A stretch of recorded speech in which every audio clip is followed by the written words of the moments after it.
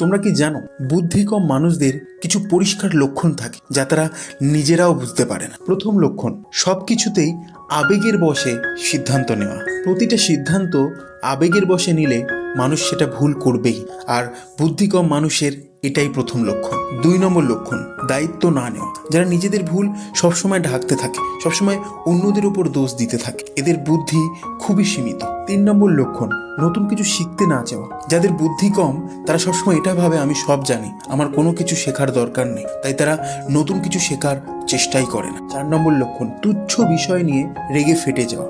যারা ছোট ছোট বিষয়ে রেগে যায়, হঠাৎ করে রেগে যায়, তারা সত্যি ভেতর থেকে মানসিকভাবে দুর্বল। 5 নম্বর লক্ষণ, সমালোচনা শুনতে না পারে। যে ব্যক্তি নিজের সমালোচনা শুনতে পারে না, নিজের সমালোচনা শুনলে ক্ষেপে যায়, সে কখনো উন্নতি করতে পারে না।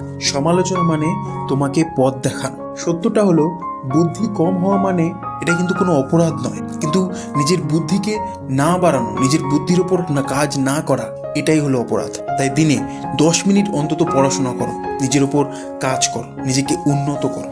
এই লক্ষণগুলির মধ্যে কোন লক্ষ্যটা তোমার মধ্যে আছে নিজে কমেন্ট করে জানাও, আর এই ভিডিওটা শেয়ার করো, কারণ জ্ঞান লুকিয়ে রাখার জিনিস নয়। আর এরকম ভিডিও পেতে আমার এই চ্যানেলটিকে সাবস্ক্রাইব করো। দেখা হবে তোমাদের সাথে নেক্সট ভিডিও।